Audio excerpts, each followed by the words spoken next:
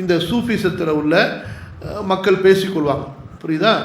அது கேட்குறதுக்கு ரொம்ப பார்க்குறதுக்கு கேட்குறதுக்கு, ஏன்னா இந்த பொய்யான வாதங்களெல்லாம் ஆதாரங்கள் இல்லாமல் சும்மா கற்பனையில் உதாரணங்களை கொண்டு பேசுகிறதுக்கும் கேட்குறதுக்கும் ரொம்ப ரசனையாக வேணா இருக்கும். அதில் உண்மை என்னன்னு தோண்டி பார்த்தா தான் தெரிஞ்சு கேவலமாக இருக்கும், இவ்வளவு கேவலமானு சொல்லிட்டு. அப்போ அந்த சூஃபிகள் என்ன சொல்கிறாங்க, என்னங்க அபுது அல்லாவுக்கு அடிமையாக இருக்கிறது, அல்லாவுக்கு நம்ம அவனுக்கு அடிமையாக இருந்து நம்ம விரும்பினது, அதாவது அவனுக்கே நம்ம செஞ்சுக்கிட்டே இருக்கிறோம் எல்லாவற்றையும், எதாக இருந்தாலும் இப்படி இல்லைங்க. நம்ம ஒரு லெவலில் அப்படியே தாண்டி தாண்டி இபாதத்து பண்ணி போயிட்டா கடைசியில் அல்லாவே நமக்கு கட்டுப்படக்கூடிய அளவுக்கு ஆயிடுவான். நம்ம அபுதுங்கிற லெவலை விட்டு தாண்டி அல்லாவோட அப்படியே சேர்ந்துருவோம், அல்லாவோட ஒன்றோட ஒன்றாக அப்படி அந்த அளவுக்கு இபாதத்தில் நம்ம போயிடணும், அப்படி போயிடணும். இதெல்லாம் கேட்குற பாமர மக்களுக்கும், இப்போ ஒரு சாதாரணமான முட்டாளை பிடிச்ச அறிவாளின்னு சொன்னால் அவனுக்கு எப்படி இருக்கும்? படிக்காத ஒருத்தனை புகழ்ந்தா நீ தான் பெரிய அறிவாளின்னு புகழ்ந்தா அவனுக்கு எப்படி இருக்கும்?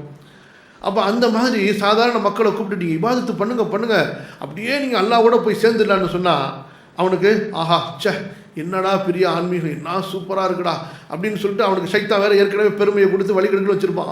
நான் அப்படியே அல்லாவோட சேர்ந்துட்டேன், நான் அப்படியே போயிட்டேன், அப்படியே இப்போ 7வது வானத்தில் மிதந்துக்கிட்டே இருக்கேன், அப்படியே இப்போ அரிசியில் போய் அப்படியே கிறுக்குத்தனமாக அப்படியே கண்ணை மூடிப்பானு, ராத்திரியில் லைட்டை ஆஃப் பண்ணிவிட்டு கண்ணை மூடிக்கிட்டு அப்படியே அவங்களுக்குள்ளார எங்கே இருக்கிறீங்க, நான் இப்போ தான் முதல் வானத்துக்கு போயிட்டுருக்கேன்.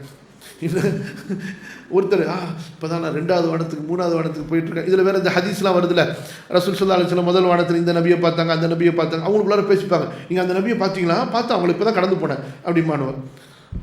சரியான இந்த கீழ்ப்பாக்கத்தில் ஒரு இது இருக்குது, அங்கே அந்த ரூமில் உள்ளவங்க பேசிப்பானவ பாருங்க, எப்படி இருக்குன்னு சொல்லுங்கள் பார்க்கலாம். அந்த மாதிரி பேசிக்கிட்டு அவங்களுக்குள்ளார ஆஹா அவளியா ஒருத்தர் பார்க்கும்போது அவளியா ஞானவானே ஆன்மீகவாதியே ஞானக்கண் கொண்டு பார்ப்பவரே, நாங்கள் என்ன சாப்பிட்டோம்லாம் உங்களுக்கு தெரிஞ்சிருக்குமே, நாங்கள் உங்களை பற்றி பேசியிருந்தா கூட தெரிஞ்சுக்குமே, அவளியா மன்னிச்சிருங்க, அவளியா நாதா ஸ்ரீதேவி அப்படின்னு பேர் வச்சுருப்பான். இதெல்லாம் இப்படியே மனுஷனை புகழ்ந்துக்கிட்டே இருந்தால் மனுஷனுக்கு அப்படியே ஒரு மிதப்புலையே இருப்பான் எப்போதும். எப்படி இந்த சாராயம் இதெல்லாம் போதையோ அந்த மாதிரி புகழின பெரிய போதை, புகழ் இருக்குதே மிகப்பெரிய போதை, அப்படியே மப்புலேயே இருப்பானு எல்லாம் பாதுகாக்கணும். விஷயத்துக்கு வருவோம். நம்ம இவர்களுடைய இந்த கூற்றுக்கும் இஸ்லாமிய மார்க்கத்திற்கும் அறவே சம்பந்தமே கிடையாது. அல்லாஹுடைய தீனுக்கும் இவர்களுடைய இந்த பிதற்றலுக்கும் அறவே சம்பந்தமே கிடையாது. நல்லா புரிஞ்சு கொள்ளுங்க, மனசில் தெளிவாக பதிய வைத்துக் கொள்ளுங்க.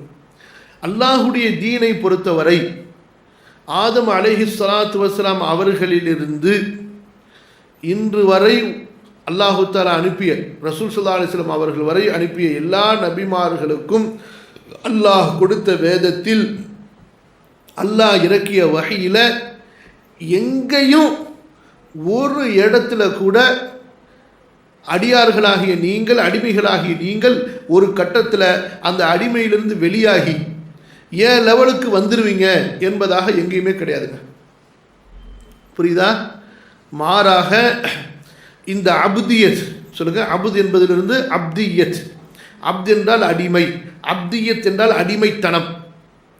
இந்த அப்தியத் அடிமைத்தனத்தில் ஒருவர் எந்த அளவுக்கு முன்னேறிக்கொண்டே போவாரோ, தான் அடிமை என்பதை யார் உணர்ந்து தன்னை அடிமையாக வைத்துக்கொண்டே அல்லாஹுவிற்கு அந்த அடிமைக்குரிய அந்த கடமைகளை எல்லாம் செய்து கொண்டே இருப்பாரோ அவர்தான் அல்லாஹுவிற்கு மிக நெருக்கமானவராக இருப்பார்.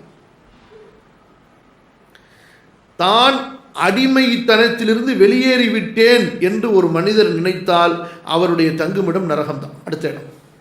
நீங்கள் நினைக்கிற மாதிரி அவர் அல்லாவோட போய் சேர்ந்துக்கிட்டு அல்லாட்ட கொஞ்சிக்கிட்டு இருப்பாருன்னு நினைக்கிறீங்களா இல்லையா? இது ஷைத்தான் உங்களுக்கு கொடுத்த கற்பனை. யார் கொடுத்த கற்பனை? ஷைத்தான் கொடுத்த கற்பனை.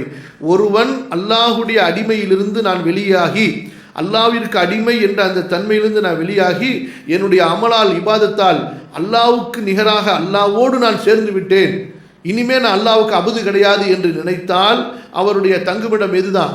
நரகம்தான். அல்லாஹ் பாதுகாக்கணும். புரியுதா? இந்த ஒரு அடிப்படையை புரிந்து கொண்டதுக்கு பிறகு இப்போ பாருங்க, அல்லாஹும்ம ஸல்லி அலா நபீனா முஹம்மத்.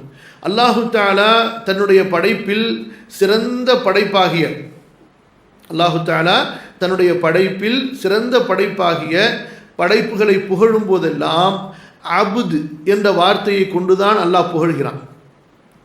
அப்போ நமக்கு அபுது என்ற வார்த்தை புகழா இகழ்ச்சியா? புகழ். அல்லாஹுவோடு ஒப்பிட்டு பேசும்போது இப்போ மனிதனுக்கு அடிமையாக இருப்பது வேண்டுமானால் இகழ்ச்சியாக இருக்கலாம், குறையாக இருக்கலாம். ஆனால் அல்லாஹுவிற்கு அடிமை என்று சொல்வது இது நமக்கு மதிப்பா அல்லது கண்ணிய குறைவா? இது நமக்கு பெருமையா அல்லது அசிங்கமா? அல்லாஹ்வுக்கு அடிமை அடிமை அடிமை அடிமை அடிமை அடிமை, நான் அடிமை அரபே, நான் உன்னுடைய அடிமை, நான் உன்னுடைய அடிமை, நான் உனக்கு அடிமையாக இருக்கிறேன், உன்னுடைய கட்டளையை செய்வேன், உனக்கு பணிகிறேன், உன்னை நான் பெருமைப்படுத்துகிறேன், நான் சாதாரணமானவன் என்று எந்த அளவுக்கு அல்லாஹ்வுக்கு முன்னாடி தன்னை அடிமையாக்கி பணிந்து கொண்டே இருப்பாரோ அல்லாஹ் அவரை உயர்த்தி கொண்டே இருப்பார். எந்த அளவுக்கு அவர் பணிந்து கொண்டே போவார் அடிமைத்தனத்தில், அல்லாஹுக்கு முன்பாக அல்லாஹ் அவரை உயர்த்தி கொண்டே போவார். புரியுதா இல்லையா? ரசூலுல்லாஹ் ஸல்லல்லாஹு அலைஹி வஸல்லம் சொல்றாங்க, நீங்கள் பணிவாக இருங்கள், அல்லாஹ் உங்களை உயர்த்துவான். யார் பெருமை அடிப்பார்களோ அல்லாஹ் அவர்களை தாழ்த்தி விடுவான். எந்த அளவுக்குன்னா, ஒரு தடவை ரசூல் ஸல்லல்லாஹு அலைஹி வஸல்லம் சாய்ந்து கொண்டு சாப்பிட போனாங்க. ஜிப்ரீல் இறங்கி வந்து ரசூலுல்லாஹ் சாஞ்சிக்கிட்டு சாப்பிடாதீங்க, சாயாமல் சாப்பிடுங்கன்னாங்க. ஏன்னா சாய்ந்து கொண்டு சாப்பிடுவது அதுவும் பெருமையினுடைய ஒரு அடையாளம். அப்போ அந்த அளவுக்கு பணிவை அல்லாஹ் தஆலா ரசூலுல்லாஹ்வுக்கு ஸல்லல்லாஹு அலைஹி வஸல்லம் அவங்களுக்கு அல்லாஹ் போதிச்சான். புரியுதா இல்லையா? இப்போ பாருங்க, மலக்குகள் இவர்கள் எவ்வளவு உயர்ந்தவர்கள். அல்லாஹுடைய படைப்பில் ஒரு சாதாரண ஒரு மலக்கு எடுத்துக்கொண்டாலும் சரி, வானத்தில் இல்லாத பூமியில் அல்லாஹ்வுடைய வேலையை செய்வதற்காக நியமிக்கப்பட்ட ஒரு சாதாரண மலக்காக இருந்தாலும் கூட அவர் அல்லாஹ்விடத்தில் மிக உயர்ந்தவர். அந்த மலக்குகளை பற்றி அல்லாஹு தஆலா அபுது என்று தான் சொல்கிறான். அவர்கள் யாருக்கு? அல்லாஹ்வுக்கு அபுது என்று சொல்கிறான். உதாரணமாக சூரத்துல் அம்பியால 26வது வசனம் அல்லாஹ் சொல்கிறான், வகாலு தஹதர் ரஹ்மானு வலதா சுப்ஹானஹு பல் இபாதும் முக்ரமூன். அவர்கள் ரஹ்மான் பிள்ளையை எடுத்துக்கொண்டான், ஏற்படுத்தி கொண்டான் என்று சொல்கிறார்கள். அல்லாஹ் மிக பரிசுத்தமானவன். இல்லை, அப்படி இல்லை. அல்லாஹ் யாரையும் தனக்கு குழந்தையாக பிள்ளைகளாக எடுத்துக்கொள்ளவில்லை. மலக்குகளை இவர்கள் சொல்கிறார்கள் இல்லையா பிள்ளைகள் என்று, அவங்க அல்லாஹ்வுடைய பிள்ளைகள் அல்ல. இபாதும் முக்ரமும். இபாத் என்பது அபுதுடைய பன்மை. அபுத் என்ற வார்த்தையினுடைய பன்மை தான் இபாத், அபீத் என்பது. இவர்கள் அல்லாஹ்வுடைய அபுதுகளாக இருக்கிறார்கள். முக்ரமுன் கண்ணியமான, அல்லாஹ்வுடைய கண்ணியமான அடியார்களாக, அபுதுகளாக, அடிமைகளாக இருக்கிறார்கள். அப்போ மலக்குகளுடைய தரஜா எவ்வளவுதான் உயர்ந்திருந்தாலும், அப்போ நான் உங்களுக்கு சொன்னேன், சாதாரண ஒரு சின்ன மலக்கு இந்த பூமியில் அல்லாஹ்வுடைய கடமையை செய்யக்கூடிய ஒரு சாதாரண மலக்கு. அதே போல் மலக்குகள்லேயே மிகப்பெரிய மலக்குகளுடைய தலைவர் யார்? அவர் ஜிப்ரீல். அல்லாஹுவோட எப்போதுமே அரிசில் அல்லாஹ்வுடைய கட்டளை எதிர்பார்த்து நிற்கக்கூடிய அந்த ஜிப்ரீல், வானவர்களுக்கெல்லாம் தலைவர் என்று அல்லாஹ் சொல்லக்கூடிய அவரும் அல்லாஹ்வுக்கு அப்து தான். அல்லாஹ்விடத்தில் நேரடியாக பேசக்கூடியவர், அல்லாஹ்வுடைய நேரடியான கட்டளையை பெற்றுக்கொண்டு நபிமார்களுக்கு கொண்டு வந்து சேர்ப்பிக்கக்கூடியவர். அல்லாஹ் பூமியில் எந்த ஒரு பெரிய கட்டளையை போடுறதாக இருந்தாலும் ஜிப்ரீலுக்கு தான் சொல்லுவான். எல்லா மலக்குகளும் ஜிப்ரீல்கிட்ட தான் அல்லாஹ்வுடைய கட்டளையை கேட்டு தெரிந்து கொள்வார்கள். அப்படி இருக்கக்கூடிய ஜிப்ரீலும் அவர் அல்லாஹ் பாதுகாக்கணும்னு அஸ்தக்ஃபிருல்லாஹ் அதையும் அல்லாஹ்வுக்கு சமமானவராகவோ அல்லது அடிமை என்ற அந்த வார்த்தையிலிருந்து வெளியேறி அதுக்கு மேலே ஏதாச்சும் ஒரு வார்த்தைக்கு தகுதியானவர் என்றோ சொன்னால் அவங்களும் இஸ்லாத்தை விட்டு வெளியேறிவிடும். புரியுதா? அப்போ பல் இபாதும் முக்ரமும். அப்போ அடிமை என்று நமக்கு சொல்லப்படுவது இது நமக்கு புகழா இகழ்ச்சியா? கண்ணியமா கண்ணிய குறைவா?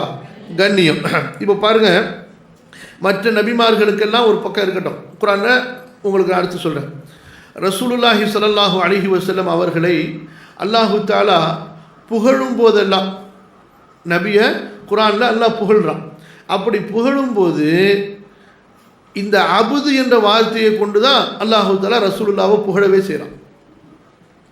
ரசூல் ஸல்லல்லாஹு அலைஹி வஸல்லம் அவங்கள அல்லாஹு தஆலா ரொம்ப பிரியமாகவும் புகழ்ந்தும் மதிப்பு கொடுத்தும் கண்ணிய கொடுத்தும் பேசும் பொழுது அந்த இடத்துல எந்த வார்த்தையை பயன்படுத்துகிறான்? அபுது என்ற வார்த்தை. இப்போ இந்த அபுது என்ற வார்த்தையில் கண்ணிய குறைவோ அல்லது மட்டமாக்குவதோ அல்லது கேவலமாக சொல்வதாகவோ அல்லது அதில் மதிப்பு குறைவாக இருக்குமேனால் புகழ்ந்து உயர்வாக சொல்லப்படக்கூடிய இடத்துல அல்லாஹு தஆலா தன்னுடைய நபிக்கு அந்த வார்த்தையை சொல்லியிருப்பானா? கண்டிப்பாக சொல்லியிருக்க மாட்டான். அப்போ உயர்வாக புகழ்ந்து மதிப்பாக சொல்லக்கூடிய இடத்துல தன்னுடைய நபிக்கு அல்லாஹு தஆலா அபுது அபுது என்ற வார்த்தையை திரும்ப திரும்ப சொல்வதிலிருந்து நாம் என்ன விளங்கிக் கொள்கிறோம்? அல்லாஹ்வுக்கு அபுதாக இருப்பது கண்ணியங்கள்லேயே மிக உயர்ந்த கண்ணியம், அதுக்கு மேலே ஒரு கண்ணியமே கிடையாது. கண்ணியத்திலேயே மிக உயர்ந்த கண்ணியம், அதுக்கு மேலே ஒரு கண்ணியம் இல்லை.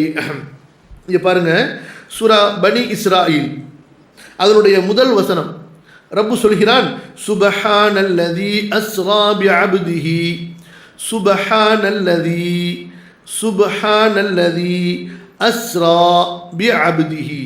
சொல்லுங்க, சுபஹானல்லதி அஸ்ரா பிஅப்திஹி. அந்த ரப்பு பரிசுத்தமானவன். யார் அவன்? தன்னுடைய அபுதை இரவிலே அழைத்து சென்றான். தன்னுடைய அபுதை இரவில் அழைத்து சென்றான். அஸ்ரா பிஅப்திஹி. அப்போ ரப்பு அல்லாஹு தாலா முஹம்மது ஸல்லல்லாஹு அலைஹி வஸல்லம் அவர்களை மக்காலிருந்து மஸ்ஜிதுல் அக்ஸாவுக்கும் பிறகு அங்கிருந்து 7 வானங்களை கடந்து அர்ஷுக்கும் அல்லாஹ் அழைச்சிட்டு போகிறான்.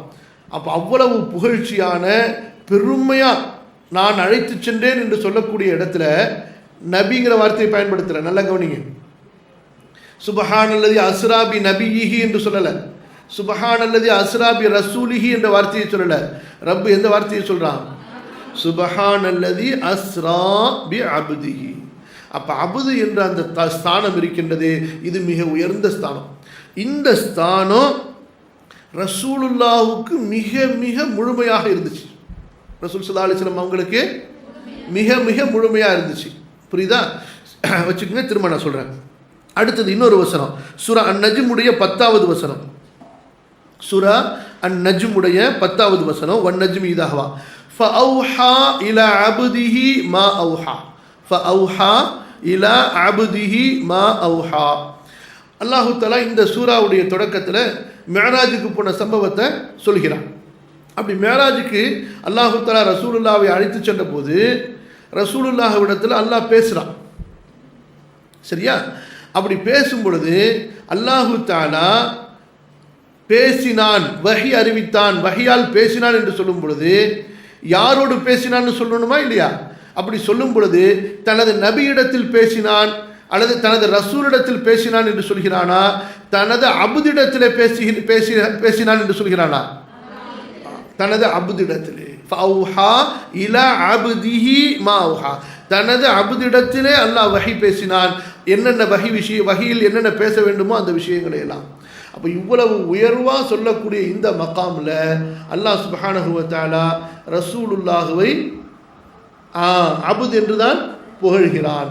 அப்போ அபுத் என்பது அல்லாஹோடு நாம் இணைத்து சொல்லும் பொழுது அது புகழுக்குரிய வார்த்தை, இகழுக்குரிய வார்த்தை அல்ல.